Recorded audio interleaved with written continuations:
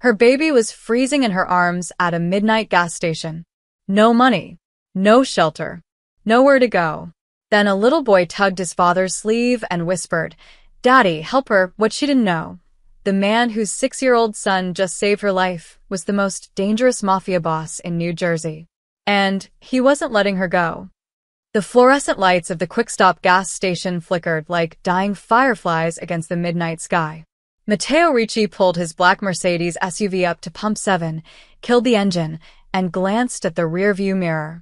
Leo was fast asleep in his booster seat, mouth open, still clutching the toy dinosaur his grandmother had given him 3 hours ago.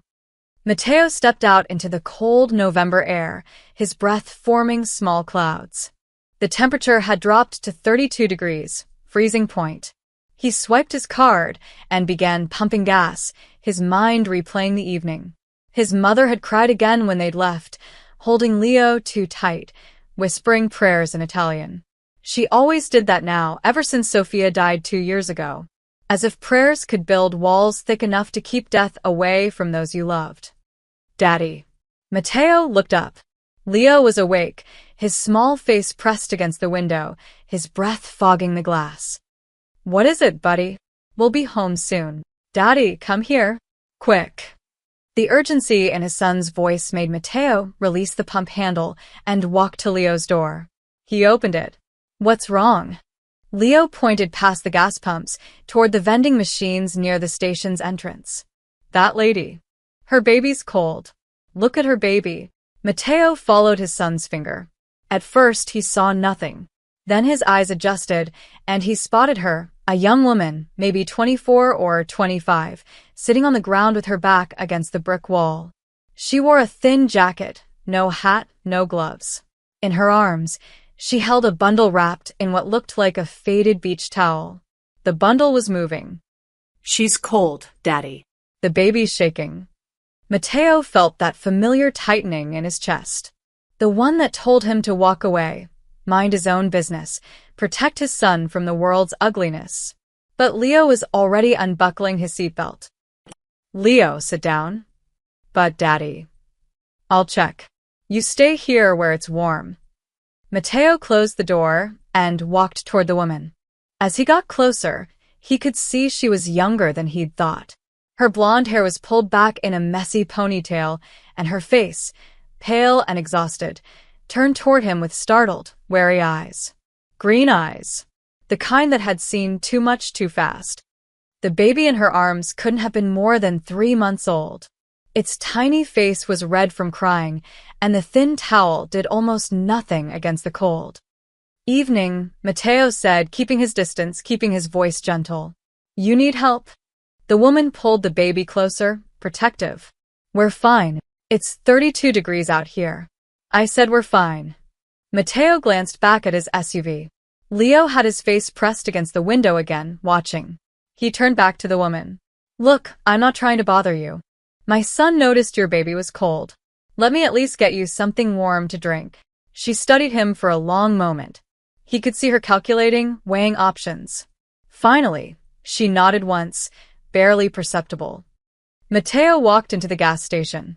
The clerk, a tired-looking man in his 50s, glanced up from his phone. Matteo grabbed 2 hot chocolates from the machine, a bottle of water, and a package of crackers. He paid and walked back outside. The woman was standing now, swaying slightly, rocking the baby. Up close, Matteo could see her hands were cracked and raw, her fingernails chipped. The baby's crying had quieted to small, pitiful whimpers. "Here," he handed her the hot chocolate and crackers. She took them with one hand, balancing the baby with the other. "Thank you. What's your name?" She hesitated. "Clara." "I'm Matteo." "That's my son Leo in the car," he paused. "Clara, when's the last time you ate a real meal?" "I'm managing." "And where are you managing to?" "There's nothing but highway for 15 miles in either direction." Clara's jaw tightened. "I appreciate the drink, but... Mommy..." The word came out as a thin wail from the baby. Clara looked down, her face crumbling for just a second before she composed herself. She whispered something to the child, but the baby kept crying, the sound cutting through the cold night air. Matteo made a decision. The kind of decision Sophia would have made without thinking twice. The kind that drove his security team crazy. My car's warm. Come sit inside while you drink that. Just for a few minutes. I don't think. Look, I get it. You don't know me. I could be anyone. But your baby's freezing, and my son won't let me leave until I know you're okay. Just 5 minutes in the warmth. That's all I'm asking. Clara looked at the SUV, then at her baby, then back at Matteo. Something in his face must have convinced her, because she nodded slowly. 5 minutes. Matteo led her to the SUV and opened the back door opposite Leo's side. The warm air rushed out. Clara climbed in carefully, cradling the baby, and Matteo closed the door behind her. He finished pumping gas, returned the nozzle, and got into the driver's seat. Leo was already leaning over from his booster seat. Hi. I'm Leo. I'm 6. What's your baby's name? Clara managed a small smile. This is Emma.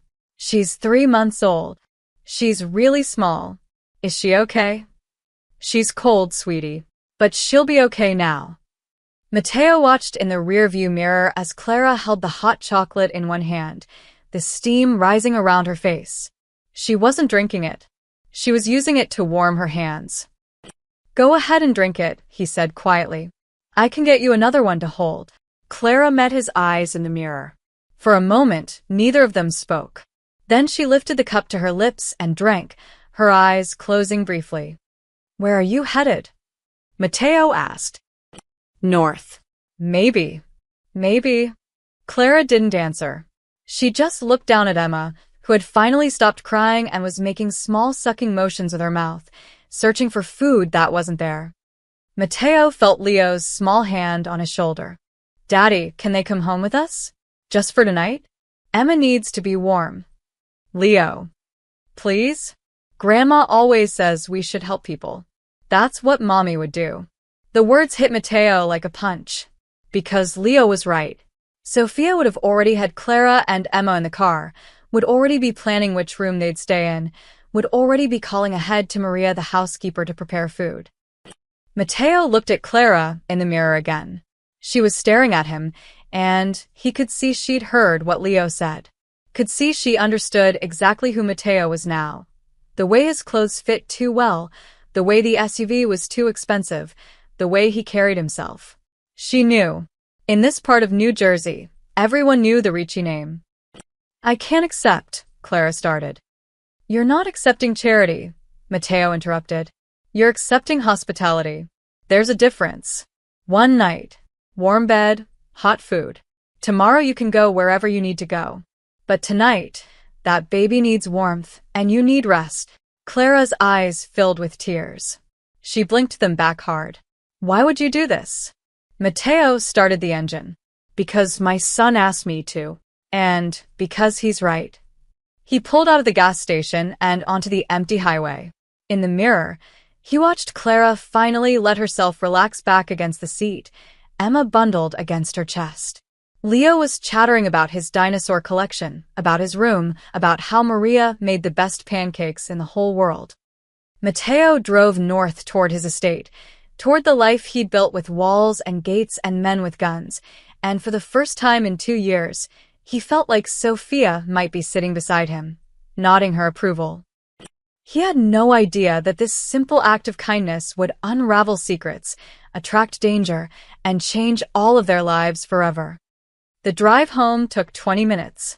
Clara didn't speak again, but Matteo could see her watching the road signs, memorizing the route. Smart. Cautious. He respected that. When they pulled through the iron gates of the Ricci estate, Clara sat up straighter, her eyes widening at the sprawling villa lit up against the night sky. Welcome home, Leo said happily. Don't worry. It's really nice inside. Matteo parked and turned off the engine. Through the front door, he could see Maria already waiting, alerted by the security team's call ahead.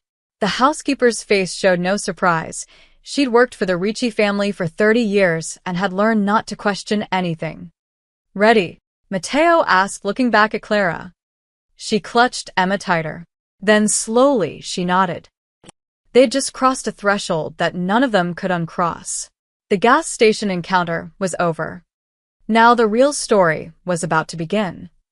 Maria stood in the foyer, her gray hair pinned back neatly, her hands folded in front of her black dress. She was 62 years old and had seen Matteo bring home many unexpected things over the years. Wounded associates, frightened witnesses, once even a stray dog Leo had befriended. But never a homeless girl with a baby. Her face remained neutral as Matteo guided Clara inside. "Maria, we have guests for the night. Can you prepare the blue room?" "Of course, Mr. Ricci." Maria's eyes softened when she saw Emma. "The baby will need bottles, yes? I'll warm some milk." Clara's voice was barely a whisper. "I don't have money to pay." "Nobody's asking you to pay," Maria said firmly but kindly. "Come, let's get you both comfortable." Leo grabbed Clara's free hand. "I'll show you. The blue room has a big bed and a bathroom with a tub and everything."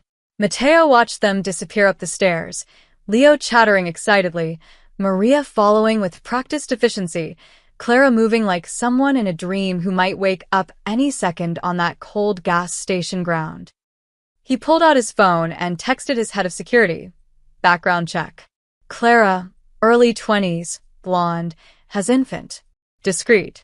Nothing alarming so far, but verify. Then he walked to his office, poured himself 2 fingers of whiskey, and sat in the leather chair that still smelled faintly of his father's cigars. He shouldn't have brought them here. His world had rules, and one of them was keep civilians far away, especially ones with children. But Leo's happy voice echoed down the hallway, and Matteo closed his eyes. His son hadn't sounded that animated in months. 20 minutes later, Maria knocked on his office door. "They're settled. The baby is fed and sleeping. The girl is in the shower." "Thank you, Maria." The housekeeper hesitated. "She cried when I gave her the towels. Not sad crying. Grateful crying." Matteo nodded. Maria left, and he sat alone with his whiskey until he heard soft footsteps in the hallway. He found Clara standing at the top of the stairs, wearing one of Sophia's old robes that Maria must have found. Her hair was damp, her face scrubbed clean. She looked even younger now, fragile and uncertain. "Leo wanted to say goodnight to you," Matteo said. "His room is the 3rd door on the left." Clara nodded and disappeared down the hallway. Matteo heard Leo's excited voice, then laughter. Real laughter. He couldn't remember the last time he'd heard that sound in this house. When Clara emerged 10 minutes later, she found Matteo in the kitchen. He'd made tea without really thinking about it, something Sophia used to do for late-night guests. "Sit," he said, pushing a cup toward her. "You should eat something." "I already ate. Maria made me a sandwich and soup and..." Clara's voice cracked. "I don't understand why you're doing this." Matteo leaned against the counter, studying her. "You got a problem with kindness?" "I have a problem with debt. With owing people. You don't owe me anything." Clara wrapped her hands around the teacup. "Everyone wants something. That's how the world works." "Maybe. But tonight, all I want is for you and your daughter to sleep somewhere warm. That's it." They sat in silence for a moment. Then Clara spoke, her voice low. "I had an apartment. 6 months ago, I had a job, savings plans. I was going to be a dental hygienist. I was 3 months from graduating." Matteo didn't interrupt. He just listened. "Then I got pregnant." "The father," she laughed bitterly. "He was gone before I even told him. My parents kicked me out. Said I was a disgrace. I tried to keep working, keep going to school, but then Emma came early. 5 weeks early. She had breathing problems. They kept her in the NICU for 2 weeks." Clara's hands trembled around the cup. The bills came. $23,000. My insurance covered some, but not enough. I had to drop out of school. I worked double shifts at a diner until I literally couldn't stand anymore. Then I had Emma, and the medical bills buried me. I couldn't pay rent, couldn't afford childcare to work. The landlord evicted us 3 weeks ago. Where have you been staying? A shelter for a while. But they have rules. You have to be out by 9 a.m., back by 6 p.m. I couldn't job hunt with the baby. Couldn't leave her. So I just Left. started walking. Thought maybe I'd reach my aunt's place in Pennsylvania, but that's 200 miles away. She looked up at him, her green eyes fierce despite the exhaustion. I'm not looking for a handout. I just needed one warm night, so Emma wouldn't get sick. Tomorrow, I'll figure something out. Mateo set his own cup down. That landlord who evicted you. What's his name? Why? Just curious. Clara studied him, and he could see her making connections, understanding exactly what kind of man she was talking to. His name is Ray Kowalski. But please don't. I don't want trouble. No trouble, Mateo said evenly. But a man who kicks a woman and baby onto the street in November deserves to know what people think of him. I owed him rent, and he owed you humanity. Clara's eyes filled with tears again. She blinked them back angrily. I'm not weak. I'm not some charity case. I can see that. You survived 3 weeks on the street with an infant. Most people couldn't last 3 days. Mateo moved to the sink, rinsing his cup. The blue room is yours for a few days. Rest. Eat. Get warm.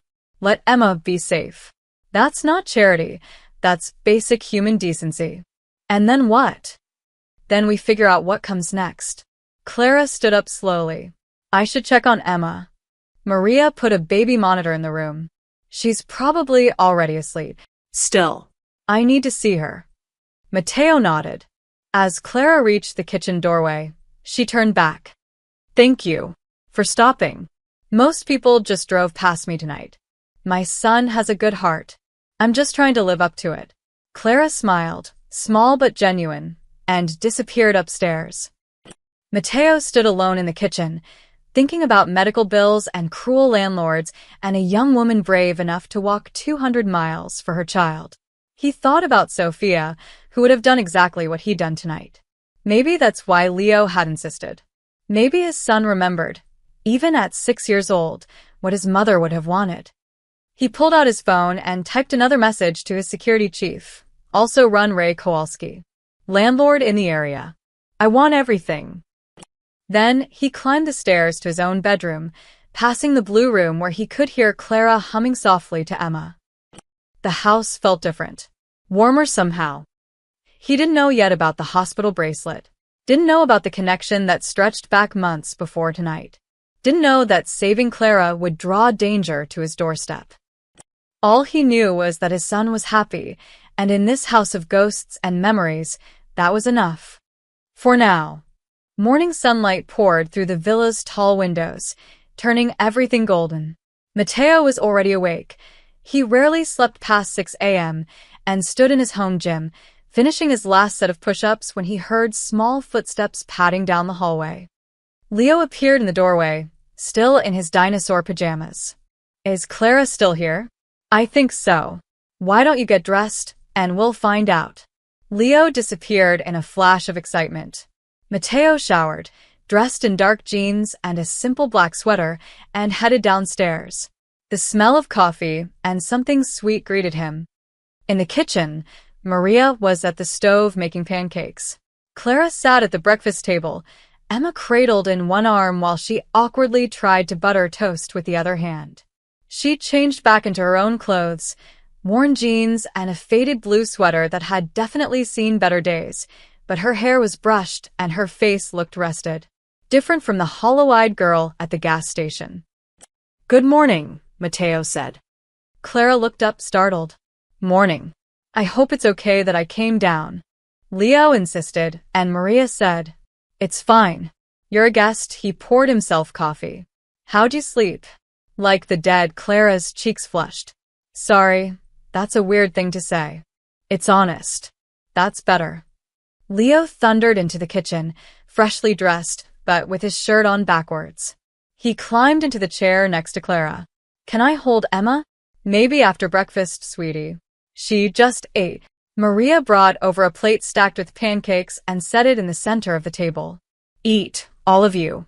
Growing boys and new mothers need food.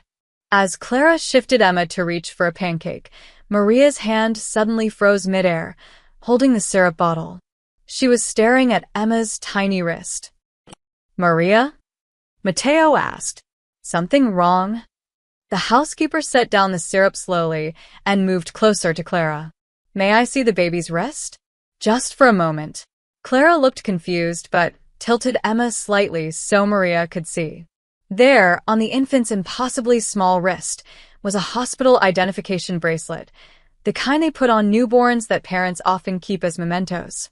This one was worn and slightly faded, but still legible. Maria's face went pale. She looked at Clara, then at Mateo, then back at the bracelet. "What is it?" Mateo's voice sharpened. Maria spoke carefully, as if choosing each word. "Mr. Ricci, this bracelet. It's from St. Catherine's Medical Center. Maternity ward." "Okay," Clara said. "That's where Emma was born.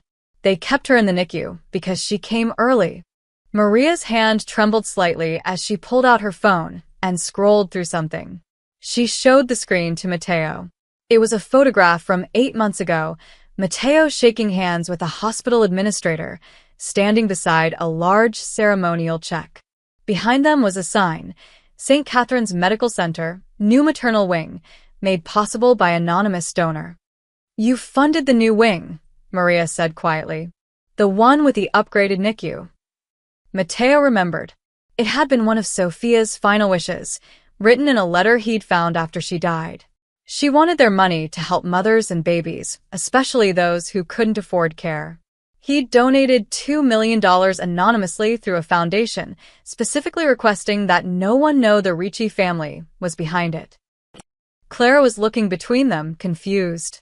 "I don't understand." Maria sat down heavily in a chair. "When did you say Emma was born?" "July 15th. She came 5 weeks early.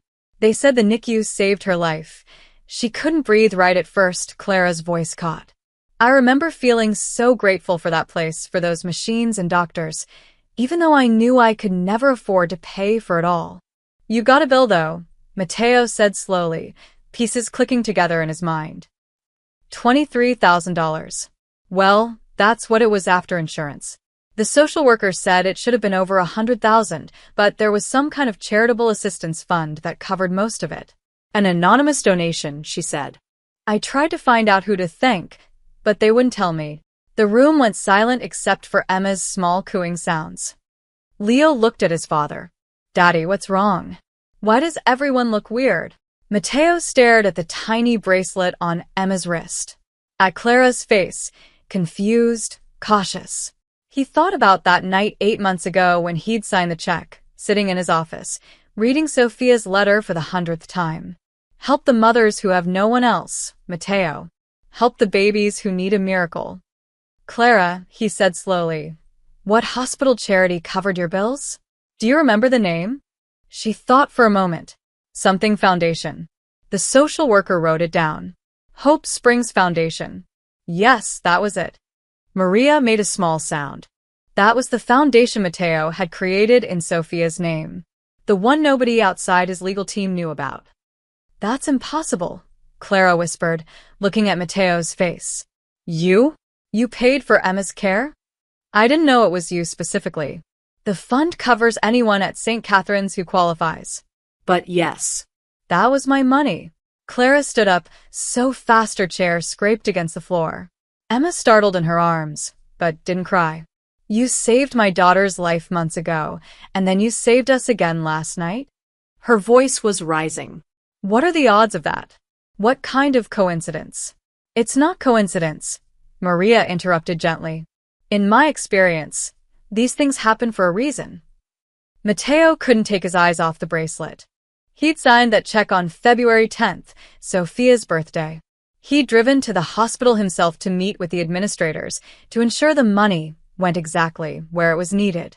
He'd walked through the new NICU, seeing tiny babies in incubators, mothers crying with relief and exhaustion.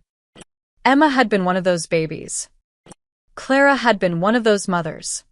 And he'd never known. "I need air," Clara said suddenly. She was crying now, tears streaming down her face. "This is too much." I don't understand what this means. It means, Mateo said quietly, standing up, that you were supposed to end up at that gas station last night. That Leo was supposed to see you. That you were supposed to come here.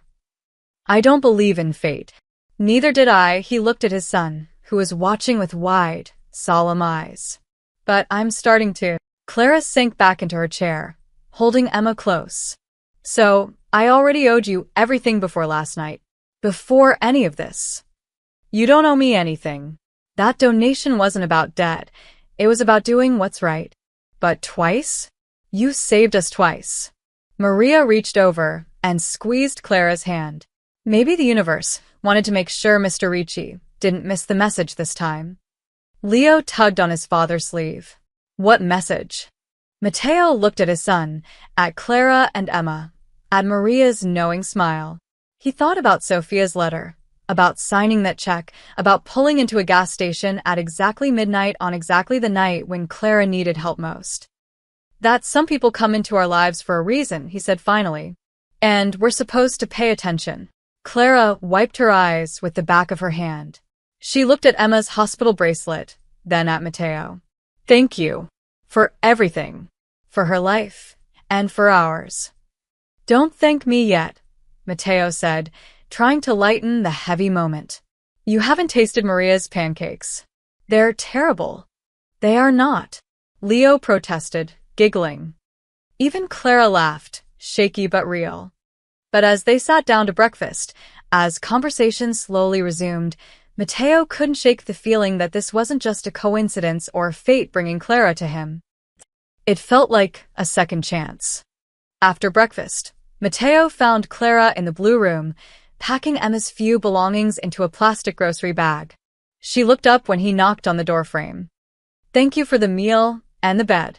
We should probably get going. Where? Clara paused. I'll figure something out. Maybe there's a shelter in the next town or... Stay. I can't keep imposing.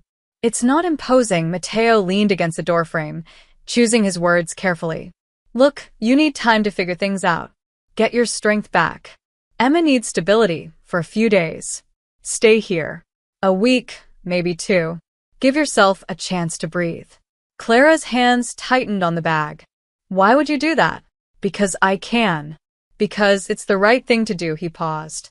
And because my son hasn't smiled this much since his mother died. If I send you away, I'll never hear the end of it. As if on cue, Leo appeared behind Mateo, squeezing past his father's legs. Clara, you have to see my room. And the garden. Maria grows tomatoes and everything. And there's a fountain with fish. Leo, maybe Clara wants to rest. No, it's okay, Clara said softly, looking at the boy's eager face. I'd love to see your room. Leo grabbed her free hand and pulled her into the hallway. Mateo followed at a distance, watching his son transform into an enthusiastic tour guide. This is the boring hallway with all the boring paintings, Leo narrated, walking backwards. But this one is my great-great-grandpa. He had a mustache like a walrus. And this is Daddy's office where nobody's allowed except for important business stuff. And this is the library, but the books are old and smell weird. Clara laughed, a real, genuine laugh that echoed through the hallway. Mateo felt something tighten in his chest. Leo's room was an explosion of toys, books, and dinosaur posters. He immediately began pulling things out to show Clara.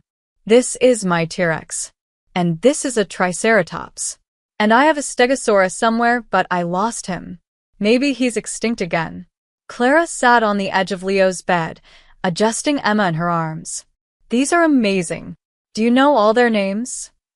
All of them. Daddy took me to the Natural History Museum, and we saw the real bones. They're huge, like bigger than our house. Emma made a small gurgling sound, and Leo's attention immediately shifted. Can I touch her hand? Is that okay? Very gently, Clara said. Leo reached out with one finger and touched Emma's tiny palm. Her fingers instinctively wrapped around his, and Leo's entire face lit up. She's holding me. Daddy, look, she's holding me.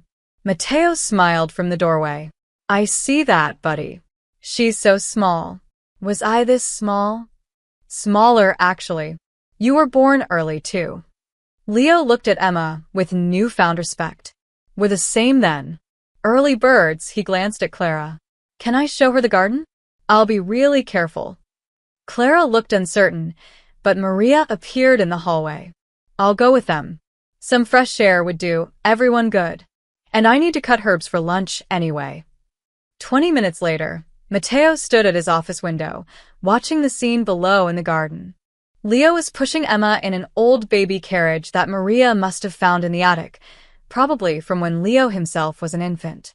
Clara walked beside him, her hand resting protectively on the carriage handle. Leo kept stopping to show Emma flowers, talking to her even though she couldn't understand a word. He's happy, Maria said, appearing beside Matteo with a cup of coffee she'd brought him. Really happy. Not pretend happy. I see that. The house feels different, warmer. Matteo didn't respond, but he knew she was right. For 2 years, the villa had felt like a mausoleum, beautiful but cold, full of expensive things and empty spaces. Now he could hear Leo's laughter drifting through the windows, could smell something baking in the kitchen, could feel life moving through the rooms again. She's good with him, Maria continued. Patient. Kind. She listens when he talks, really listens. Not many adults do that with children. Don't get attached, Maria. Too late. I made her a doctor's appointment for tomorrow. She needs a checkup and so does the baby. And I ordered clothes online. They'll arrive tonight. That sweater she's wearing has holes in it. Matteo raised an eyebrow. I didn't authorize any of that. You also didn't say no. Maria's eyes twinkled. Besides, Mrs. Ricci would have done it already. I'm just following her example. She left before Matteo could respond, and he continued watching the garden. Clara had picked a flower and was letting Leo give it to Emma, guiding his small hand. The baby's face scrunched up and Clara laughed, saying something that made Leo giggle. Later that afternoon, Matteo found Clara in the kitchen. She'd rolled up her sleeves and was helping Maria prepare vegetables for dinner, moving with the easy competence of someone who'd worked in kitchens before. You don't have to work, Matteo said. Clara looked up, her hands wet from washing lettuce. I need to do something. I can't just sit around. It makes me crazy. I understand that. She hesitated, then said, Leo showed me the whole house. It's beautiful. Your wife, she had good taste. She did. He talks about her a lot. About how she used to make cookies and read him stories and sing off-key. Matteo smiled despite himself. Sophia couldn't carry a tune to save her life. But she sang anyway. He misses her. Every day. Clara dried her hands on a towel. I lost my mom too, in a way. She's alive, but she cut me off completely when she found out I was pregnant. Said I was ruining my life and embarrassing the family, her voice hardened. So, I understand what it's like when someone who's supposed to love you just disappears. I'm sorry. Don't be. I have Emma now. She's all the family I need. But Matteo heard the loneliness under her words. Saw it in the way she watched Leo play with Emma, in the way she'd hesitated before accepting help, in the way she kept herself slightly apart even as she settled in. That evening after dinner, Matteo walked past the living room and stopped. Clara was sitting on the couch with Emma asleep on her chest. Leo had fallen asleep beside her, his head on her shoulder, his small hand resting on Emma's blanket. Clara was humming softly, the same melody he'd heard her hum last night. Something old and sweet and sad. She looked up and saw him watching. Sorry, I should put Leo to bed. Let him sleep a few more minutes. Matteo sat in the chair across from them. That song. What is it? Just something my grandmother used to sing. Before she died, Clara looked down at the 2 sleeping children. Your son is special, you know. Really special. He has this huge heart, and he's not afraid to show it. That's rare, especially for a boy being raised in this world. This world. You know what I mean. Your world. Where men have to be hard and strong and never show weakness. I wanted to stay soft as long as possible, Matteo admitted. The world will try to harden him soon enough. You're doing something right then. Because he's perfect. They sat in comfortable silence, watching the children sleep. Outside, the sun was setting, painting the room in shades of amber and gold. For a moment, it felt almost like a normal family, like something that could be real and permanent. But Matteo knew better. Nothing permanent ever lasted in his world. He just didn't know yet how soon that truth would prove itself. Or how much danger was already heading their way. Day 3 began with Matteo waking to unfamiliar sounds, pots clanging softly in the kitchen, water running, a woman's voice singing quietly. For a disoriented moment, he thought it was Sophia. Then reality settled back in, and he remembered. Clara. He found her in the kitchen at 7 a.m., Emma sleeping in a makeshift nest of cushions on the breakfast nook bench, while Clara stood at the stove making scrambled eggs. She'd found one of Maria's aprons and tied it around her waist. "Morning," she said, not looking up. "Hope you don't mind. I couldn't sleep, and Maria's been doing so much. Figured I'd help. Maria's not here yet. She doesn't arrive until 8-inch. I know. That's why I wanted to surprise her." Clara plated the eggs alongside toast and fresh fruit. "There's coffee, too. I found everything in the pantry." Matteo poured himself a cup and sat at the counter, watching her work. She moved efficiently, comfortably, like someone who'd spent years in kitchens. When Maria arrived 20 minutes later, she stopped in the doorway, surprised to find breakfast already made and the kitchen spotless. "You didn't have to do this," Maria said. "I wanted to," Clara smiled. "You've been so kind. It's the least I could do."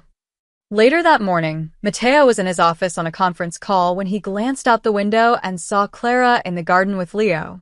They were collecting fallen leaves, filling a basket together.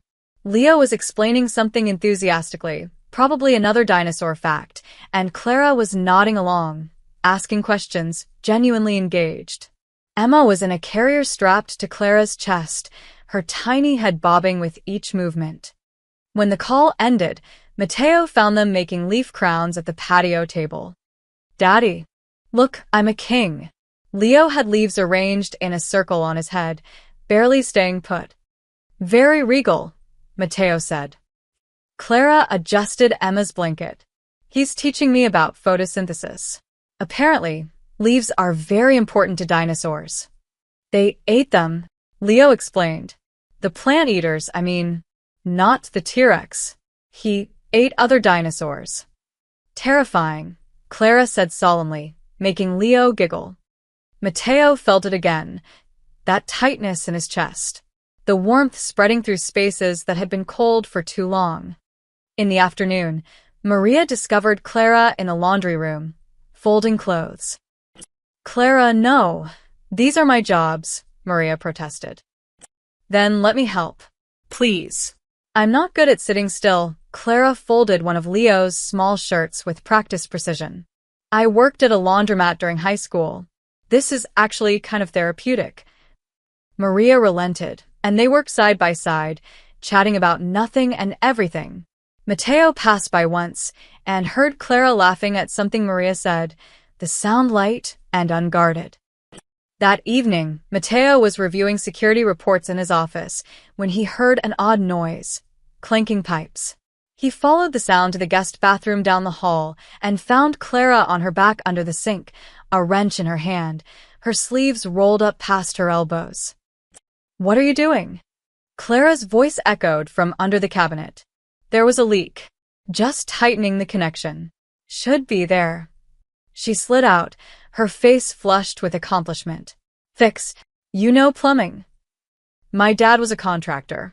He taught me basic repairs before he decided I was a disappointment," she said it matter-of-factly, without bitterness. "Anyway, I couldn't let it drip all night. Water damage gets expensive." Matteo helped her up. Their hands touched briefly, and Clara pulled back quickly, wiping her palms on her jeans. "Sorry, I should have asked first. This is your house, and I just assumed." "It's fine. Thank you." He looked at the now silent pipes. "That's been dripping for a month. I kept meaning to call someone." Well, now you don't have to, she picked up the wrench. I should put this back in the garage. As she walked past him, Mateo caught the scent of baby powder and something floral, probably Maria's soap. He stood alone in the bathroom, looking at the fixed pipe, and felt something shift inside him. This stranger, this woman who'd had every reason to be broken and bitter, was fixing things in his house. Making breakfast, folding laundry, filling empty spaces with laughter and warmth. That night, Mateo couldn't sleep. He wandered downstairs around midnight and found Clara in the kitchen, heating a bottle for Emma. She startled when she saw him. Sorry, I tried to be quiet. You were. I just don't sleep much. He grabbed a glass of water. How's she doing? Good. She's gaining weight. Sleeping a little longer between feedings, Clara tested the bottle temperature on her wrist. Your home is healing her. Healing us both. They stood in the dim kitchen, the only light coming from the stove hood. Emma made small hungry sounds from the living room, where Clara had left her. I should get back to her, Clara said. But she paused at the doorway. Mateo? Can I ask you something? Sure. Why haven't you asked me anything? About Emma's father, about my family, about any of it? Most people are full of questions and judgment. Mateo set down his glass. Your past is yours. What matters is that you're here now, and you're a good mother doing your best in impossible circumstances. The rest isn't my business. Clara's eyes glistened. Thank you for that.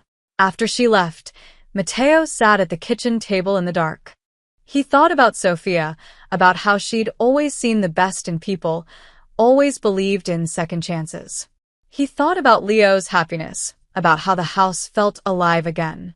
He thought about Clara's laugh, the way she hummed while working, the way she fixed broken things without being asked. His phone buzzed. A text from his security chief. Background clear. No red flags. Girls clean. Former landlord though, Ray Kowalski. Different story. Connected to the Castellano family. Small debts.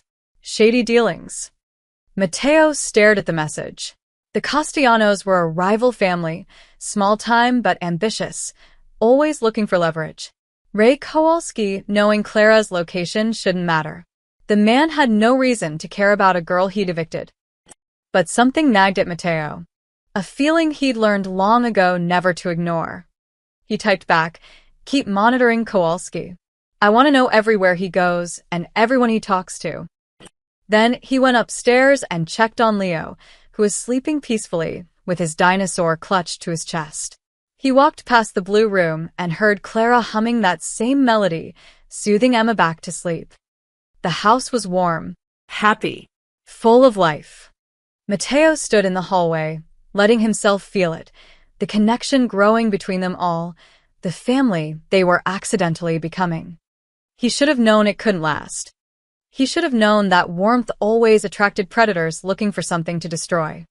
But in that moment, listening to Clara's gentle humming, watching his son sleep peacefully, feeling something close to contentment for the first time in 2 years, Mateo let himself hope.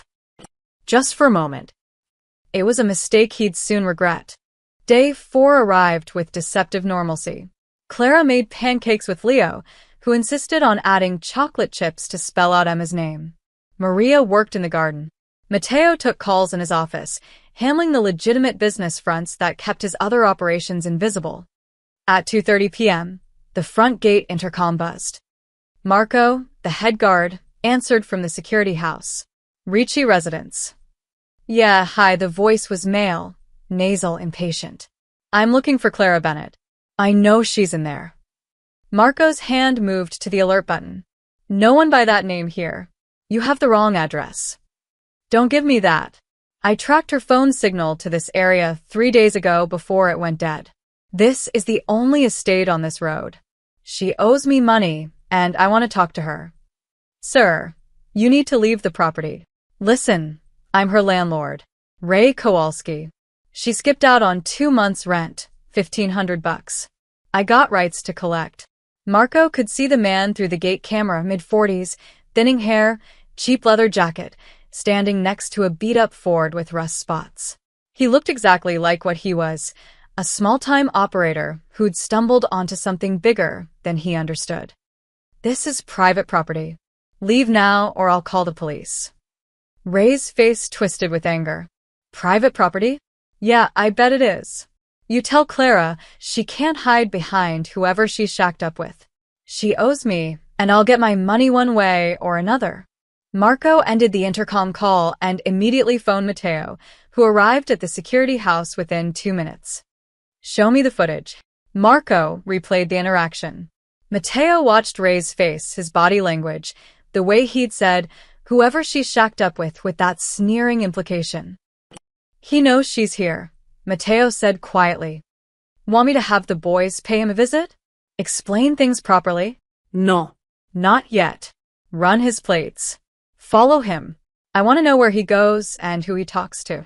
Already on it, boss. But they were 12 minutes too late. Ray Kowalski sat in his car half a mile down the road, his hands shaking with rage and fear. $1,500 was nothing to whoever lived in that fortress. He'd seen the gates, the cameras, the guardhouse. But $1,500 was everything to Ray. He had debts. Serious debts. The kind that came with consequences if you didn't pay. Specifically, debts to a man named Frankie Castellano. Ray pulled out his phone and stared at it. He'd been stupid to come here, stupid to think he could just collect from Clara like this was a normal situation. But seeing those gates, recognizing the setup that was a mob house, had to be. And if Clara was inside. His phone rang. Speak of the devil. Ray, Frankie's voice was smooth, dangerous. You got my money? Not yet, but Frankie, listen, I got something better. Information. I don't need information. I need $3,000 by Friday. This is worth more than $3 grand. Trust me, Ray licked his lips. You know the Ricci family? Silence. Then, keep talking. That girl I evicted, the one with the baby? I just found her. She's at the Ricci estate. Inside. Living there. More silence. Ray could practically hear Frankie's mind working. You're sure it's the Ricci place? I'm sitting outside it right now. Big gates, armed guards, the whole setup. It's on Hillcrest Road. Only estate up here. Has to be them. And the girl's definitely inside. The guard didn't deny it. Got all defensive. She's there. Frankie's voice changed, became almost friendly. Ray, you just became useful. Here's what's going to happen. You're going to send me the exact address. Then you're going to forget this conversation ever happened. You do that, and we're square. Your debt's cleared. Really? Just like that. Just like that. But Ray? If you're lying to me, if this is some bullshit story to buy time, you won't like what happens next. I'm not lying. I swear. Good. Send me that address. Ray hung up and immediately texted the location. His hands were still shaking, but now with relief. Debt cleared. He didn't have to know why Frankie cared about some homeless girl at the Ricci place. Didn't want to know. He started his car and drove away, never noticing the black SUV that fell into place 3 cars behind him. Inside the Ricci villa, Clara was in the living room with Leo, reading him a story about knights and dragons. Emma slept in her carrier nearby. Clara had no idea that her former landlord had been at the gate. Had no idea that her location had just been sold. Matteo stood at his office window, watching them. Something felt wrong. The air had changed somehow, the way it did before storms, before violence, before everything went sideways. His phone buzzed. Marco, Kowalski made a call immediately after leaving. Couldn't hear it, but body language was animated. He's heading east toward Newark. Matteo texted back, stay on him. Audio surveillance if you can get close enough. Another message came through, this time from Vincent, his information broker. Boss, picked up chatter. Castellano crew, asking questions about your property. Might be nothing but thought you should know. Matteo's jaw tightened. The Castellanos. Frankie Castellano ran a small operation, drugs, gambling, some enforcement work. Not big enough to challenge Matteo directly, but ambitious. Stupid ambitious. He walked downstairs and found Maria in the kitchen. Where's Clara? Living room with Leo. Why? What's wrong? Maybe nothing. Keep them inside for the rest of the day. Maria's expression sharpened. She'd worked for the Ricci family long enough to understand tone. Should I be worried? Just cautious. Matteo went to the living room. Clara looked up from the book, her smile fading when she saw his face. Everything okay? Clara, I need you to think carefully. Your landlord, Ray Kowalski. Who does he know? Who does he associate with? Her face went pale. Why? What happened? Just answer the question. I don't know. I only met him to pay rent. But she hesitated. There were always these guys hanging around his building. Rough looking. One time I saw him arguing with someone, and he looked scared. Really scared. The guy mentioned something about money Ray owed. Did you catch a name? Frankie something? I only heard it once. Matteo's worst suspicion confirmed. Frankie Castellano. I don't know who that is. That's good. Keep it that way. He looked at Leo, who was watching with worried eyes. Stay inside today, okay? Both of you. Just as a precaution. Matteo, please tell me what's happening. He wanted to lie, to tell her everything was fine.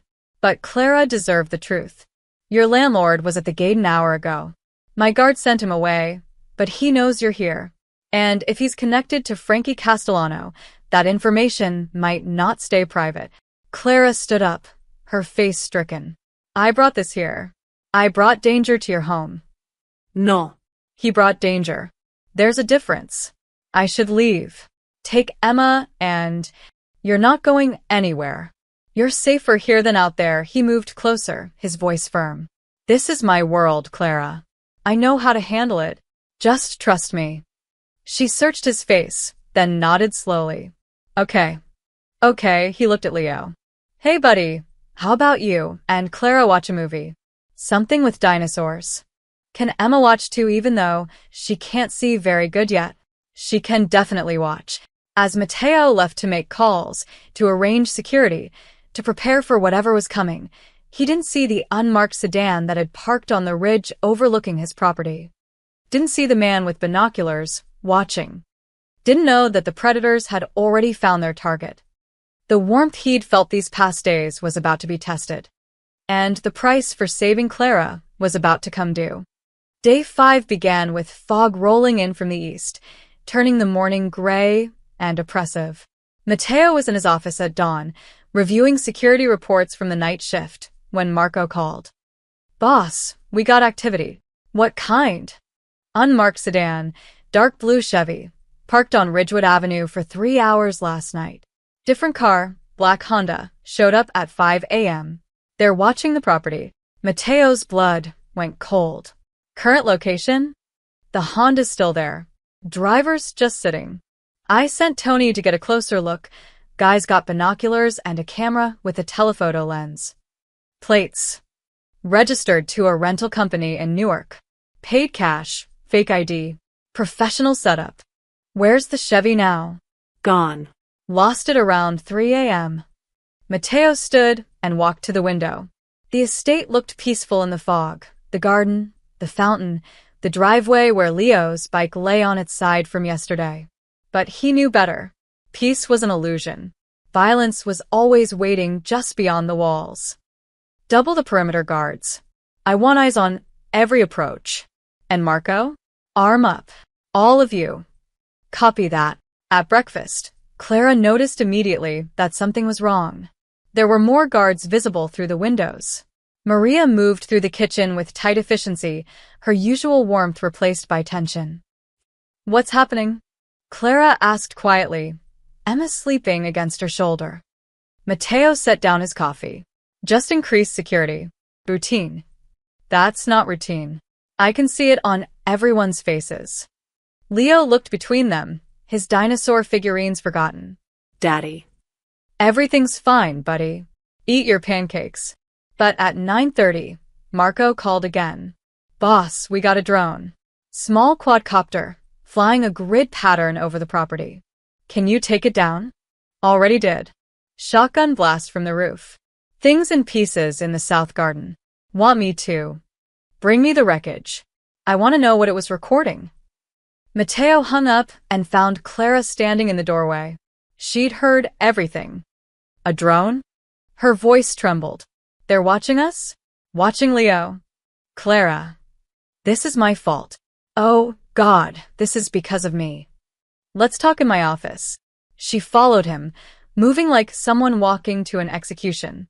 Mateo closed the door and gestured to the chair across from his desk. Clara sat, clutching Emma so tightly, the baby squirmed. Tell me about Ray Kowalski, Mateo said, his voice gentle but firm. Everything you know. I already told you. Tell me again. Every detail, no matter how small. Clara's eyes filled with tears. He was my landlord for 8 months. Collected rent on the 1st. Was always hanging around the building, smoking, talking on his phone. He seemed nervous all the time. Jumpy. The men you saw him with described them. There was one guy who came around a lot. Slicked back hair, expensive suit, drove a Mercedes. Ray acted different around him. Scared. Called him Mr. Castellano. Frankie. I don't know his first name. But once I heard him tell Ray that time was running out, that patience had limits. Ray was sweating, practically begging for more time. Mateo leaned back in his chair. When Ray evicted you, did he seem angrier than the situation warranted? Clara thought about it. Yes, actually. He was furious, screaming about how I'd ruined everything, how he needed that money. I only owed $1,500, but he acted like it was 50,000-inch. She wiped her eyes. When I saw him yesterday at the gate, he was here, wasn't he? Yes. And he told someone I was here. We believe so. Clara stood abruptly, pacing. I have to leave. I have to take Emma and go right now. I won't let you and Leo get hurt because of me. Sit down. No. You don't understand. Seat. Down. Mateo's voice cut through her panic. Clara sank back into the chair, trembling. He softened his tone. You didn't bring this trouble here. They did. Ray Kowalski sold information to dangerous people. That's on him. You were just trying to survive. But if you hadn't come here, you'd be on the street with Emma, vulnerable and alone. At least here, you're protected. Here, we can control the situation. Can you? Clara's voice broke. They're flying drones over your house, Mateo. They're watching Leo. What if something happens to him because of me? I couldn't live with that. Mateo stood and moved around the desk, crouching beside her chair, so they were eye level. Look at me, she did, her green eyes full of terror and guilt. I've dealt with men like the Castellanos my entire life. They're predictable. They make noise, they posture, they probe for weakness. But they won't find any here. You can't promise that. I can. This is my world, Clara. This is what I do. And right now, what I'm doing is keeping you, Emma, and Leo safe. But I need you to trust me. Can you do that? Clara stared at him for a long moment. Then slowly she nodded. Okay. Good, he stood. Now, I need you to stay inside today. Keep Emma close. If Leo asks questions, tell him we're playing a game, house lockdown adventure, or something. He'll think it's fun. What are you going to do? Figure out what the Castellanos want and how to make them go away. As Clara left his office, Mateo called Marco back. Status. Drone was equipped with a 4K camera. Memory cards intact. I'm pulling the footage now. Also, we ID'd the driver of the Honda. Name's Sal Moretti, low-level enforcer for the Castellano crew. He's still there? Yeah, but he knows we made him. He's getting sloppy, checking his phone every 2 minutes. Let him watch. I want them to see our security, to understand what they're walking into if they make a move, Mateo paused. But Marco? I also want to know where Frankie Castellano is right now. Every single place he goes, everyone he talks to. Pull in favors if you need to. On it. Mateo spent the next hour making calls, to contacts in the police department, to information brokers, to allied families who owed him favors. The picture that emerged was troubling. Frankie Castellano had been making moves lately, trying to expand territory, muscling in on operations that weren't his. He was ambitious and reckless, A dangerous combination. And now he thought Clara was leverage. At lunch, Matteo found Leo and Clara in the living room, building a blanket fort while Emma watched from her carrier. Leo had transformed the lockdown into an adventure, just as Matteo had hoped. "We're hiding from the dragon," Leo explained seriously. "This fort has magic protection." "Very important," Matteo agreed. He caught Clara's eye over Leo's head. She gave him a small, grateful smile.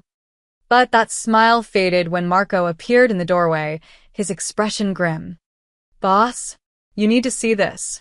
Now. Matteo followed him to the security office. On the monitors, Marco pulled up footage from the perimeter cameras, new cars arriving, parking at various points around the estate.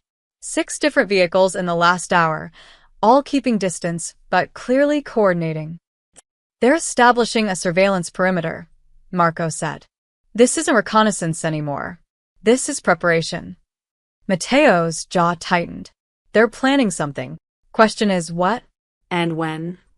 Matteo stared at the screens, watching the cars, counting heads, assessing threats. The Castellanos were making their move. They thought Clara was a weakness, a way in, a tool they could use. They were about to learn how wrong they were. But first, he had to make sure Leo and Emma stayed safe. Because if the Castellanos were willing to surveil his home in broad daylight, they were willing to escalate. And escalation in his world meant blood.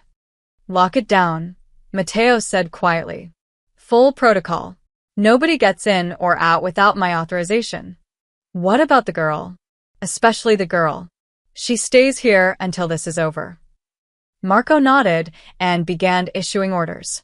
Matteo returned to the living room, where Leo and Clara were still playing, innocent and unaware of the predators circling outside. He would protect them, all of them, no matter what it cost. By late afternoon, the fog had thickened into something oppressive. Matteo stood in his office, watching the security feeds with Marco. 8 vehicles now surrounded the property at various distances. The message was clear: "We know where you are and we're not leaving." "They're getting bold," Marco said. "Too bold. Frankie must really want something. He wants leverage." Matteo's mind was racing through scenarios, calculating risks. "He thinks Clara's my weakness. Thinks he can pressure me through her." Is he wrong? Matteo didn't answer. Instead, he pulled out his phone and made a call. "Vincent? I need the safe house on Oakmont Road prepared. Full provisions, security team, everything. 1 hour." When he hung up, Marco was staring at him. "You're moving them." "I'm moving everyone. Clara, Emma, and Leo. They stay there until this is finished. The boy won't like leaving his home. The boy will be alive. That's what matters." 20 minutes later, Matteo found Clara in the blue room, folding Emma's clothes with shaking hands. She looked up when he entered, her face pale. "We need to leave, don't we?" Yes. "I have a safe house, smaller than this, but secure. You, Emma, and Leo will stay there for a few days." "And you?" "I'll be handling things here." Clara's hand stilled on the tiny onesie she was folding. "They want me. If I just left, went far away, this would all be over." "No, it wouldn't. They'd find you, and you'd have no protection." Matteo moved closer. "Clara, listen to me. You're not bait, and you're not a bargaining chip. You're under my protection now. That means something in this world. It means you're risking everything for someone you barely know. It means I'm doing what's right. There's a difference." Tears spilled down Clara's cheeks. "I'm so scared. Not for me. I don't care what happens to me. But Emma and Leo. If something happened to Leo because of me, Matteo, I couldn't. Nothing will happen to Leo. I promise you that." His voice was steel. "Pack what you need. We leave in 15 minutes. Clara wiped her eyes and nodded. As Matteo turned to leave, she called out, "Thank you for protecting us, for not just throwing us out." That was never an option. He found Leo in his room, building an elaborate dinosaur scene with blocks. "Hey, buddy, we're going on an adventure." Leo looked up, excited. "Really? Where?" "To a special house. like a secret hideout. You, me, Clara, and Emma. Is it because of the bad guys? Matteo knelt down to Leo's level. He'd promised himself after Sophia died that he'd never lie to his son. Yes. Some people are being difficult, so we're going somewhere safe while I fix things. But it'll be fun. The house has a big TV, video games, and Maria's coming too to make your favorite foods. Will the bad guys find us? No. I won't let them. I promise. He pulled Leo into a hug, breathing in his son's shampoo smell, feeling the fierce protectiveness that had defined his life since the day Leo was born. You trust me? Always, Daddy. Then let's pack your dinosaurs. 30 minutes later, they were ready. 2 black SUVs sat in the circular driveway, engines running. Marco had assembled a security team, 4 of Matteo's most trusted men, all armed, all experienced. Clara stood near the first vehicle, Emma bundled in a carrier against her chest, looking small and terrified. The route's secure, Marco said quietly to Matteo. We've swept it twice. No tails, no surveillance. The safe house team is already in position. Matteo nodded. He turned to Clara. You'll ride in the first vehicle with Leo and Emma. Maria's with you. Marco drives. I'll be right behind you in the second vehicle. You're coming? Relief flooded Clara's face. Of course I'm coming. You think I'd send Leo somewhere I wasn't willing to go? They loaded quickly. Leo chattered excitedly about the adventure, his dinosaur backpack clutched in his lap. Clara sat rigid, her arms wrapped around Emma, watching the gates open. The drive took 45 minutes. Marco took a deliberately circuitous route, doubling back, using side streets, ensuring no one followed. Matteo watched the mirrors constantly, his hand resting on the concealed weapon in his jacket. The safe house was a 2-story colonial in a quiet suburban neighborhood, deliberately ordinary, deliberately forgettable. The kind of place nobody looked at twice. But Matteo knew every window was bulletproof glass, every door reinforced steel, every room covered by cameras. It was a fortress disguised as a family home. Inside, Maria immediately began making the place comfortable, unpacking food, starting dinner. The security team took positions throughout the house and perimeter. Leo explored the living room, finding the video game console and whooping with delight.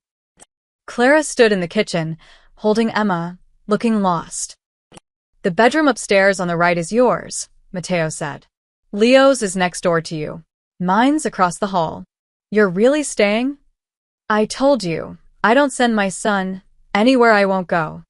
But your estate has a full security team.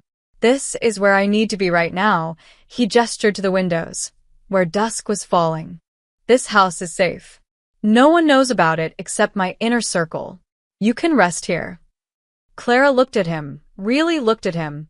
Not the Mafia boss from rumors, not the cold Don, but a father who'd uprooted his own life to keep a stranger's baby safe. Who are you? She asked softly. Really? Someone who knows what it's like to lose people. Someone who won't let it happen again, if I can prevent it. Your wife, Sophia. She died 2 years ago. Car accident, drunk driver. Wrong place, wrong time. Leo was in the car too. He survived without a scratch. She died instantly. Matteo's voice was flat, controlled. I couldn't protect her, but I can protect him. And you. And Emma. Clara reached out and touched his arm gently. You're a good man, Matteo Ricci. I don't care what people say about you. You don't know what people say. I can imagine. But I know what I see. I see someone who stopped at a gas station when everyone else drove past. Someone who brought strangers into his home. Someone who's risking everything to keep a baby he doesn't even know safe, her voice cracked. That's not a monster. That's a hero. I'm not a hero, Clara. I've done things. I don't care about those things. I care about this. About now. About the fact that Leo is laughing in the other room because he feels safe with his father. Before Matteo could respond, Marco appeared in the doorway. Boss, perimeter's secure. We're locked down tight. Good. Rotate shifts every 4 hours. I want fresh eyes constantly. After Marco left, Clara asked, "What happens now?" Now? We wait. Let the Castellanos make their move. And when they do, I'll be ready. And then this ends. Permanently. Clara shivered, but not with fear. With something else, understanding maybe, recognition that the man standing in front of her lived in a different world with different rules. A world where protection came with prices and safety required strength. "Come on," Mateo said, his voice softening. "Let's get you and Emma settled. Tomorrow's soon enough to worry about everything else." As they walked upstairs, Leo's laughter echoed from the living room where Maria was teaching him a card game. Emma cooed softly against Clara's chest. Outside, armed men stood watch in the darkness. Inside this ordinary house, this fortress, this temporary shelter, a makeshift family tried to find peace. But Mateo knew peace was an illusion. The storm was coming, and when it arrived, he'd be ready to face it. Day 6. Afternoon. Mateo had left the safe house at dawn, leaving Marco and 3 guards with Clara, Leo, and Maria. "I'll be back by dinner," he'd promised Leo. "You be good for Maria." Now, standing in his estate's security office, watching the monitors with cold focus, Mateo was glad he'd made that decision. "They're probing the south perimeter," Tony reported, pointing to a screen. 2 men on foot, testing the fence line. "Amateur hour." "Too amateur," Mateo said quietly. "They want us to see them." Distraction? Probably. As if on cue, the north camera alert flashed. 3 more figures, moving through the woods that bordered the property. These ones were trying to be stealthy, dressed in dark clothes, moving with purpose. "There's our real threat," Mateo said. "How many men do we have on property?" 8. "Plus you. Pull 4 to the north perimeter. Keep 2 on the south as backup. Leave 2 monitoring here." Mateo pulled on a jacket that concealed a shoulder holster. "I'm going out." "Boss, maybe you should." "I'm going out." Tony knew better than to argue. "Yes, sir." Mateo moved through his estate with practiced ease, taking the north path through the garden. His earpiece crackled with updates from his team. 3 subjects, maybe 4, approaching Sector 7. "I see them. Moving to intercept." "Boss, you want them stopped or questioned?" "One of each," Mateo said coldly. "Your choice which." He reached the tree line as his men closed in. There was a brief scuffle, grunts, the sound of fists connecting with flesh, a muffled curse. Then silence. Mateo emerged from the trees to find 2 of his guards holding a man between them. He was young, maybe 25, dressed in black tactical gear that was too new, too clean. A weekend warrior playing at being an enforcer. "The others?" Mateo asked. "One got away. One's not getting up." Dead. "Breathing. Unconscious." "Good." Mateo turned his attention to the captured man, who was trying to look tough despite the blood running from his nose. "What's your name?" The man spat. "Go to hell." Mateo smiled without warmth. "We'll get there." "Names first," he nodded to his guards, who tightened their grip. The man gasped in pain. Danny Caruso." "There we go." "Manners." Mateo circled him slowly. "Who sent you, Danny?" "I don't." "Wrong answer." Another nod. More pressure. Danny cried out. Frankie Castellano sent us." "Better. Now we're communicating." Mateo stopped in front of him. "What were your orders?" "Just surveillance. Check the property. Look for weak spots." "Weak spots for what?" Danny hesitated. Mateo could see him calculating, weighing his loyalty to Frankie against the pain he was feeling. "For extraction," Danny finally said. "We were supposed to figure out how to get the girl out." "Clara." "I don't know her name. Just the girl with the baby. Frankie wants her." "Why?" "I don't know, man. He doesn't tell us why, just what." Danny's voice was rising, panicked. "He's been obsessed with this for 2 days. Ever since that landlord guy came to him." Mateo's eyes narrowed. "Ray Kowalski." "Yeah, that's him. He came to Frankie 2 days ago, said he knew where some girl was hiding, said she was at your place. Frankie got all excited, said this was the leverage he needed. Leverage for what? I don't know. Something about territory, about proving he's not afraid of you, about making a move. He's been talking crazy, saying he's tired of being small time, that he's going to take what's his Danny's words tumbled out faster now, self-preservation, overriding loyalty. He thinks if he has the girl, he can negotiate with you, make you give him the docks operation, maybe some of the gambling territory. He thinks you care about her. And what did Ray get for this information? Frankie cleared his debts. $3,000, plus promised protection from other collectors. So there it was. Confirmed. Ray Kowalski had sold Clara's location for $3,000 and empty promises. Had set all of this in motion because he was weak and desperate and stupid. How many men does Frankie have on this? Mateo asked. Maybe a dozen? We were supposed to report back about the property layout. He's planning something bigger, maybe tomorrow or the day after. Planning what, specifically? A raid, I think. Come in hard, grab the girl while you're off property, then use her to negotiate. Mateo nodded slowly, processing. Then he looked at his guards. Take him to the basement. Keep him comfortable but secure. And get me everything on Frankie Castellano's current operations, where he runs his business, where he lives, where he eats lunch. Everything. What about the other one? The unconscious guy. Take him too. When he wakes up, I'll want to talk to him. Verified Danny's story. As his men dragged Danny away, the young enforcer now crying, begging, all bravado gone, Mateo stood alone in the woods. He could see his villa through the trees, beautiful and serene in the afternoon light. A fortress that had just been breached, not physically, but in intent. His phone buzzed. Barco. Everything okay there? Heard chatter on the security channel. Mateo typed back. Situation handled. 3 Castellano enforcers tried to infiltrate.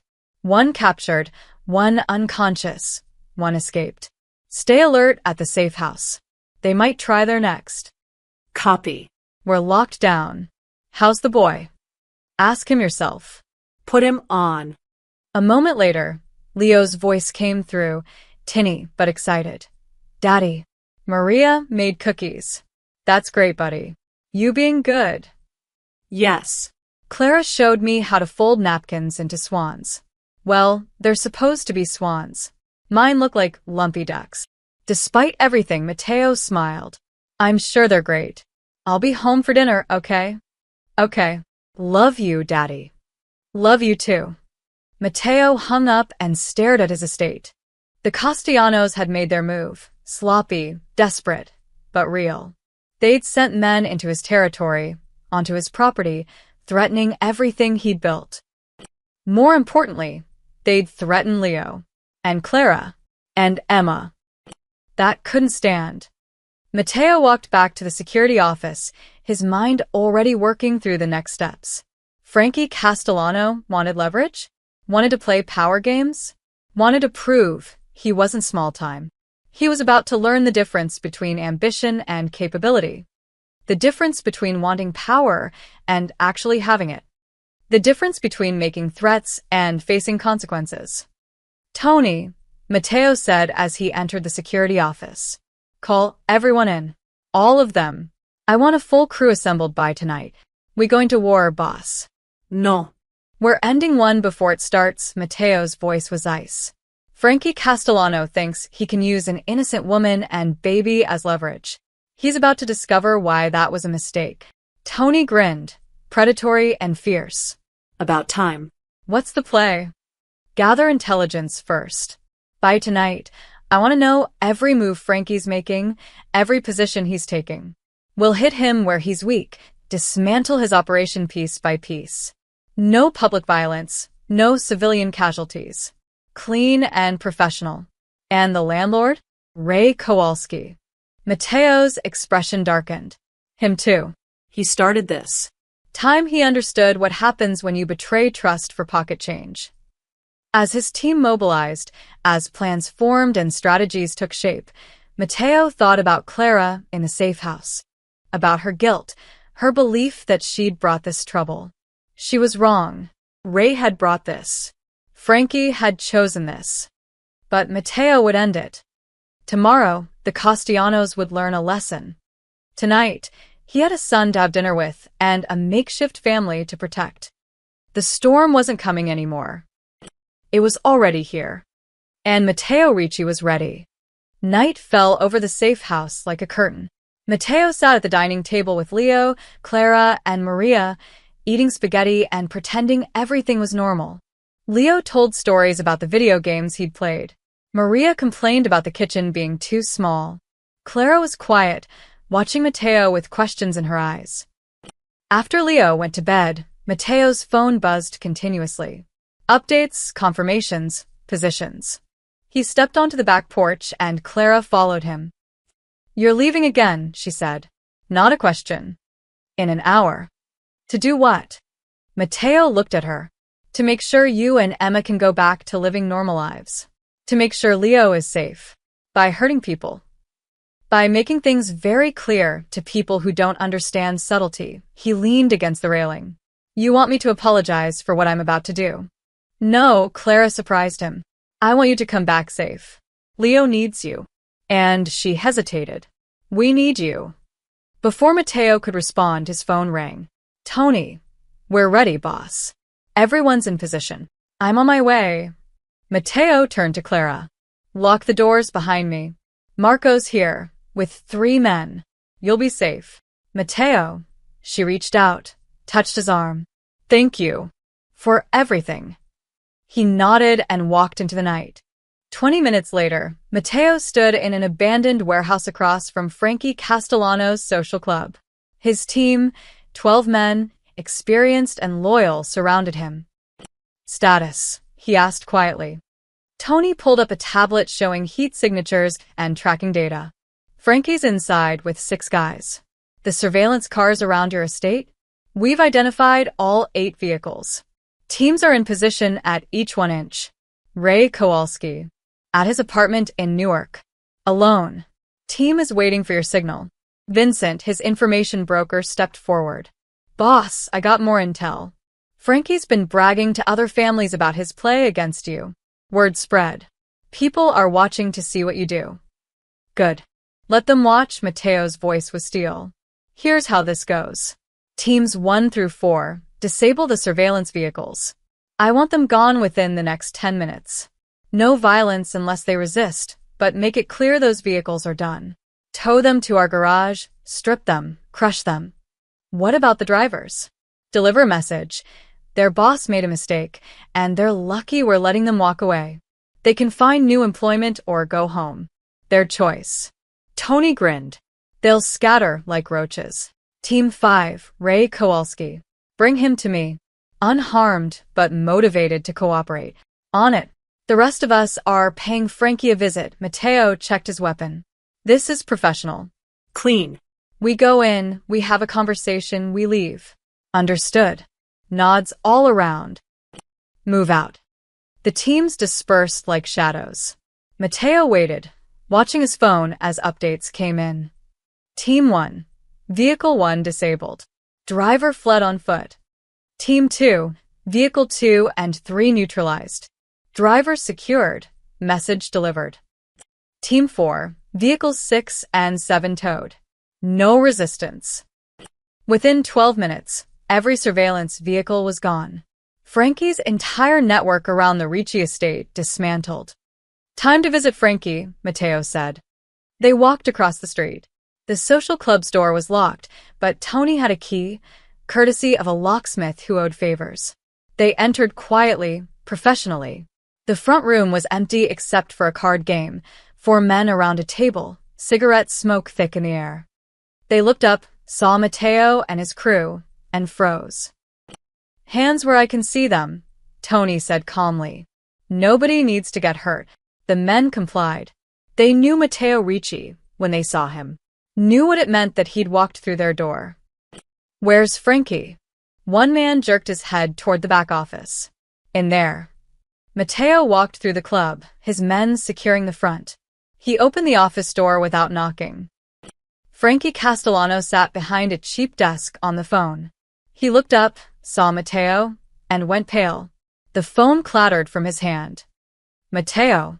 This isn't. Sit down, Frankie. Matteo's voice was conversational, almost friendly. That made it more terrifying. Frankie Saturday. Matteo closed the door and leaned against it, arms crossed. You made a mistake. Listen, I can explain. You sent men to my property. You planned to kidnap a woman and baby for my home. You thought you could use them as leverage. Matteo's tone never changed. Did you really think that would work? I wasn't going to hurt them. I just needed. You needed what? Territory? Respect? Power? Matteo shook his head. You have ambition, Frankie. I respect that. But ambition without wisdom gets people killed. Frankie's hands trembled. What do you want? I want you to understand something. That woman in my home? She's under my protection. That means she's untouchable. Her baby? Untouchable. My son? You even breathe in his direction, and what I do to you will become a cautionary tale for the next 50 years. I understand. It's done. I'll back off. Oh, you'll do more than back off. Matteo pulled out his phone and showed Frankie a photo.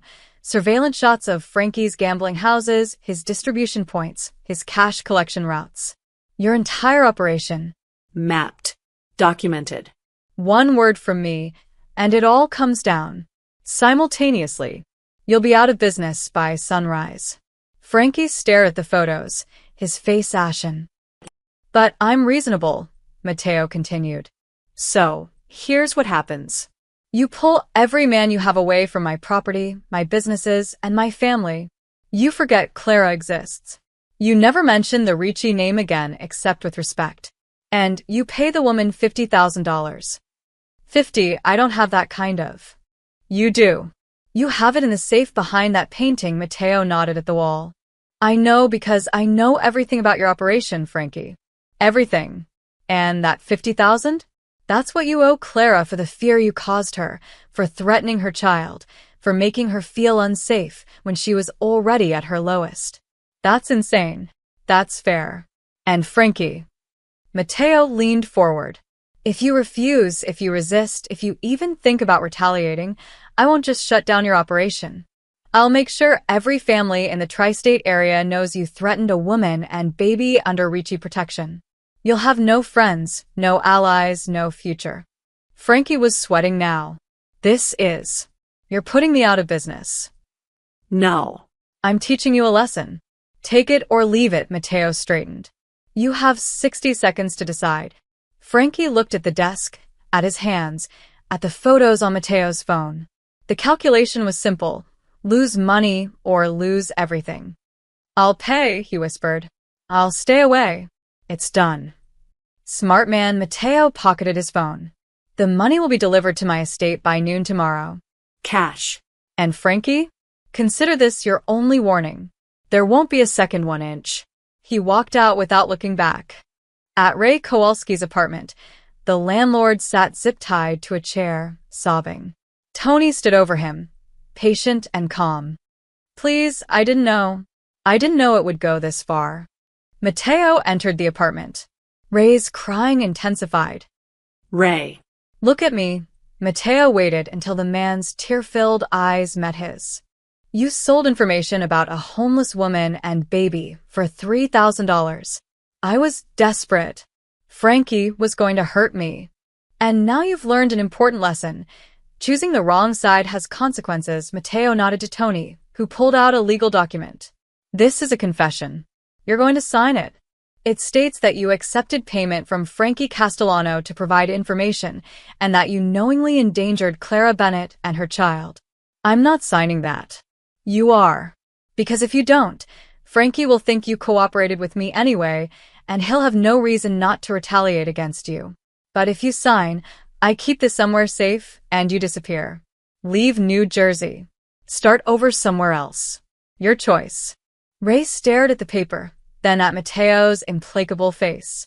He signed. Good. Now get out of my city. Matteo turned to leave, then paused. And Ray? Clara was a good tenant. She deserved better than what you gave her. Remember that when you're starting your new life. They left Ray in his apartment, untouched but utterly broken. By midnight, it was over. The surveillance network, destroyed. Frankie's operation, crippled and compliant. Ray Kowalski, gone. Mateo drove back to the safe house, exhausted but satisfied. The threat was neutralized. Clara and Emma were safe. Tomorrow, they could go home. Day 7 dawned clear and cold, the kind of November morning that promised winter wasn't far away. Mateo stood in the safe house kitchen at 6 a.m., drinking coffee and watching the sunrise paint the sky orange and pink. Morning. He turned. Clara stood in the doorway, Emma in her arms, her hair mussed from sleep. She looked different somehow, less haunted, more solid. Like someone who'd been holding her breath for weeks and finally remembered how to breathe. Morning. Sleep okay? Better than I have in months. She poured herself coffee one-handed, a skill she'd perfected over 3 months of motherhood. Is it over? Really over? Really over. Frankie's backing off permanently. Ray Kowalski is leaving New Jersey. Your name's been scrubbed from everything. Mateo paused. You're safe, Clara.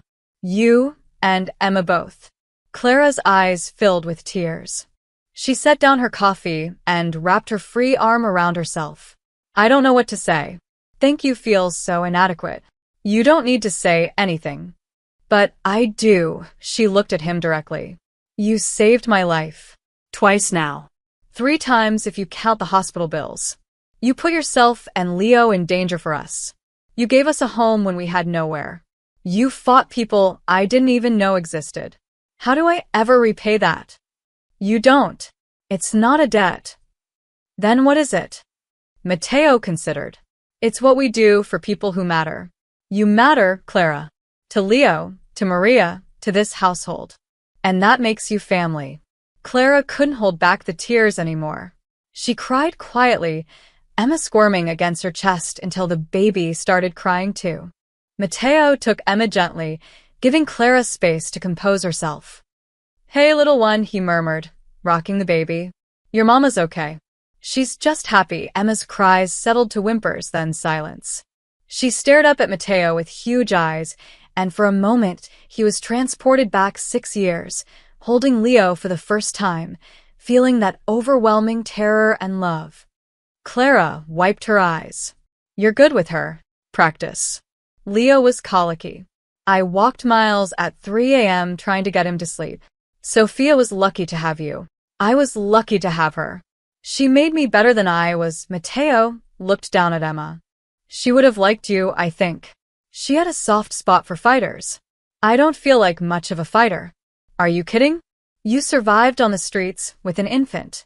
You kept going when most people would have given up. That's not fighting. He handed Emma back. Clara, I need to talk to you about something. Okay, she looked nervous. I run a community kitchen in Newark. It provides free meals to families who need them. No questions asked, no judgment, just food. The woman who manages it is retiring next month. Clara's eyes widened. You want me to manage it? Yes. The pay's decent. $50,000 a year plus benefits. Health insurance for you and Emma. The work's hard but meaningful. You'd be helping people like yourself, people who fell through the cracks. Mateo leaned against the counter. You'd be good at it. You're organized, compassionate, and you understand what it's like to need help. 50,000? Clara's voice was barely a whisper. I was making 22,000 at the diner before Emma came. And benefits? Real health insurance. Real everything. It's a legitimate job with a legitimate organization. Tax documents, retirement plan, the works. Clara sat down heavily in a chair. Why would you do this? You've already done so much. Because you need a fresh start, and I need someone I can trust in that position. Someone who'll run it with heart, not just efficiency. Someone who remembers what hunger feels like. He paused. And because I think it's what you're meant to do. Help people. The way you've been helping around here, you have a gift for seeing what needs doing and just doing it. I don't have experience managing anything. You managed to keep yourself and a baby alive on the streets. You can manage a kitchen. Mateo smiled slightly. Maria says you're a natural organizer. Leo says you're the nicest person he's ever met. That's all the references I need. Clara looked at Emma, then back at Mateo. Yes. Yes, I want the job. I'll work so hard, I promise. I'll make you proud. I'm already proud. You don't have to prove anything.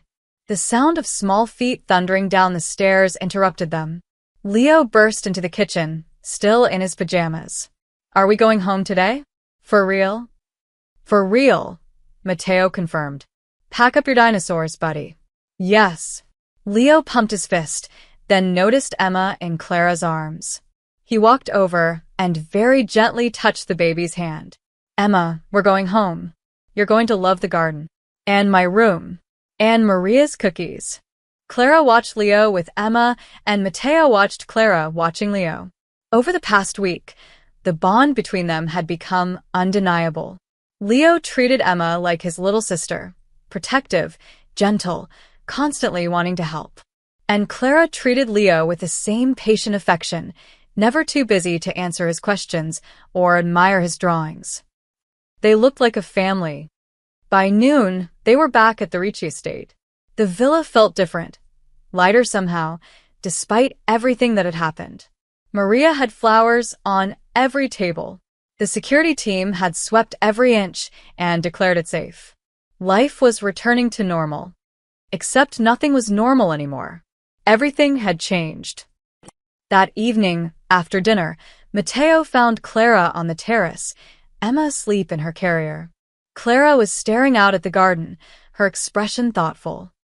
Penny for your thoughts? Mateo asked. I was just thinking. I can't stay here forever.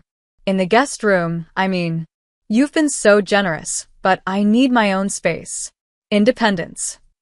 I know. That's actually what I wanted to talk to you about. Mateo pointed to the east. See that house through the trees? The white one with the blue shutters. Clara squinted. I think so. It's mine. Small, 2 bedrooms, 1 bath, nothing fancy. I bought it years ago for estate staff, but it's been empty for a while.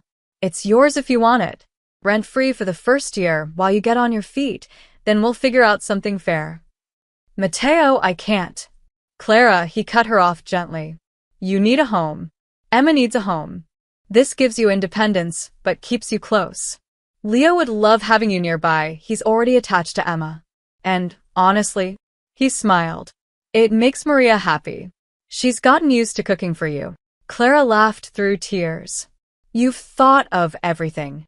I try. She looked at the house through the trees, then at the villa, then at Mateo. Close, but independent. Exactly. I can come visit? Bring Emma to see Leo. Every day if you want. Or whenever you want privacy. Your choice. Clara took a deep breath. Okay. Yes. Thank you. We'll move you in tomorrow. Maria's already been over there, stocking the kitchen and making it livable. Of course, she has. Clara shook her head in wonder. Your family is incredible. You're part of that family now. Whether you're in the villa or the house down the street, you're one of us. Mateo met her eyes. That doesn't change. Something passed between them in that moment. Understanding, gratitude, and maybe something more. Something neither of them was quite ready to name. I should get Emma inside, Clara said softly. She needs a bath before bed. Need help. I've got it, but thank you. As she walked away, Mateo stood alone on the terrace, looking at the white house through the trees. A week ago, he'd been a widower going through the motions, his son, his only light. Now he had a makeshift family, a woman who made him think about futures instead of just surviving the present, and a baby who somehow felt like she belonged. The gas station encounter had changed everything. And somehow, Mateo knew the changes were just beginning. 6 weeks later.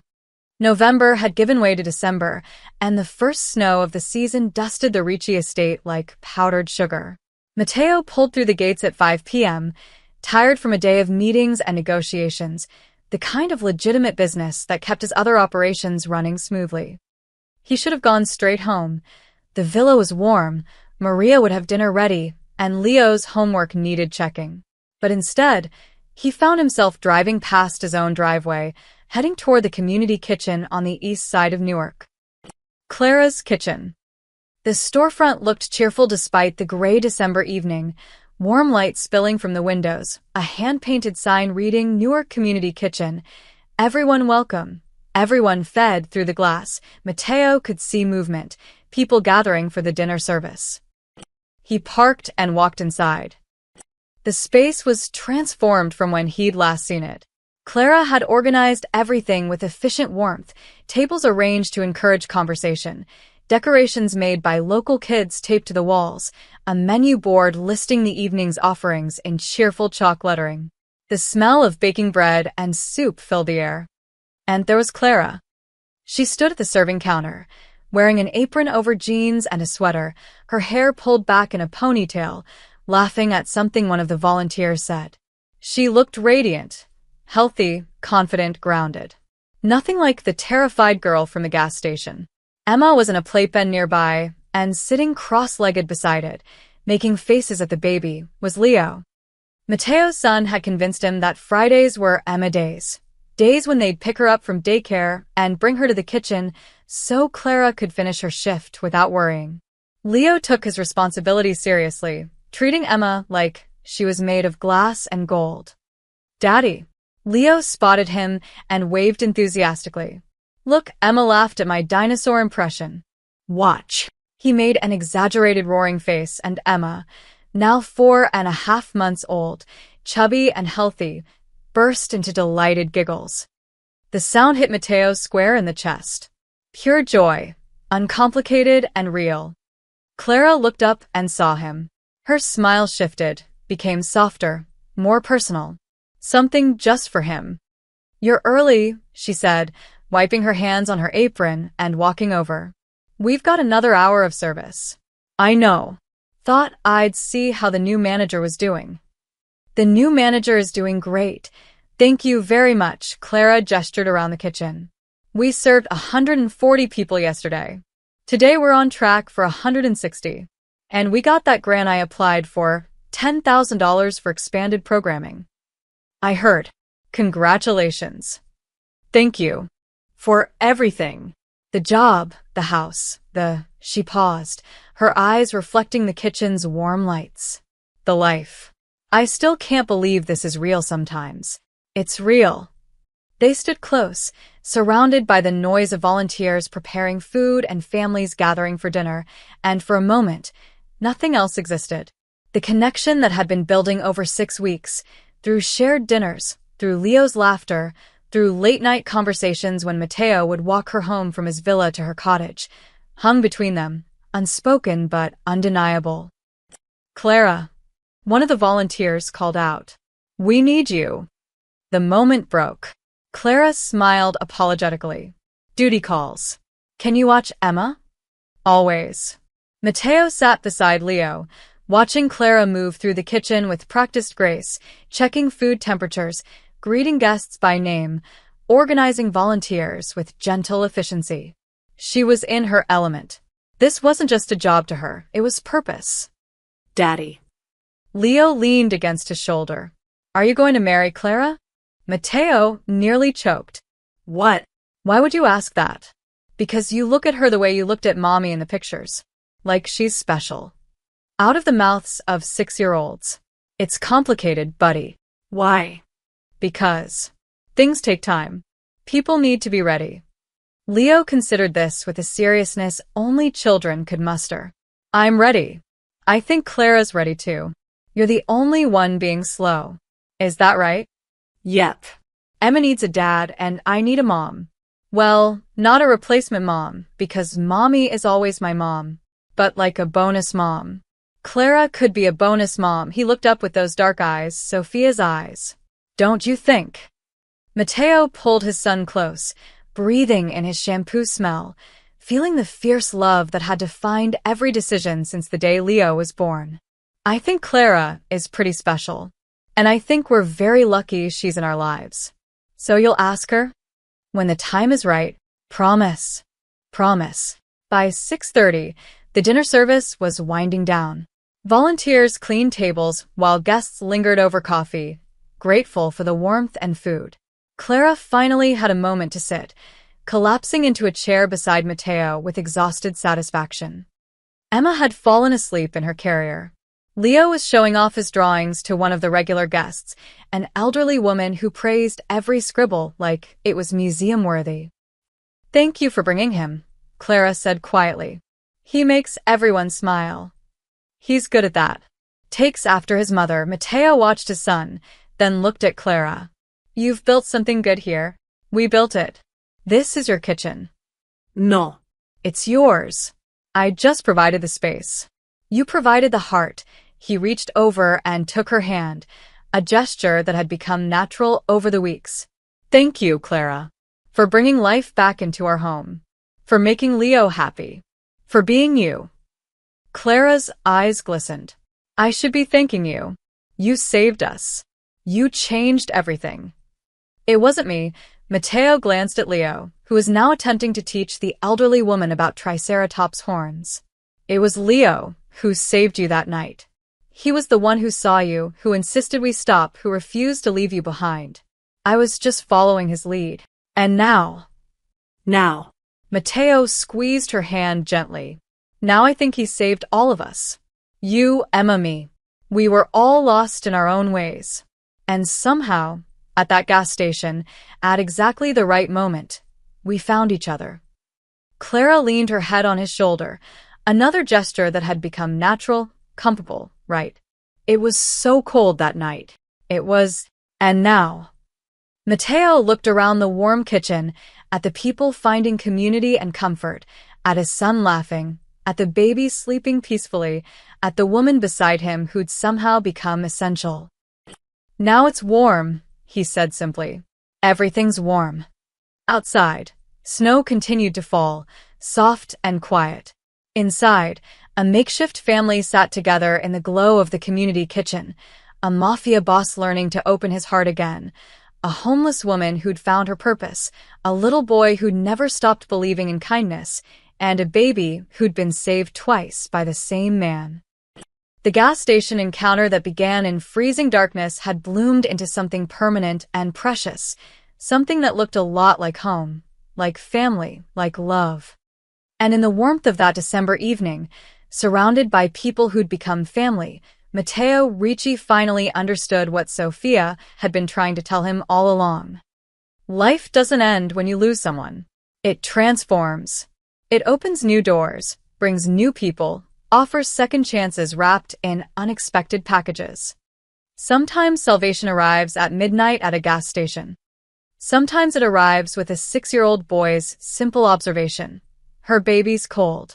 And sometimes, if you're very lucky, it stays.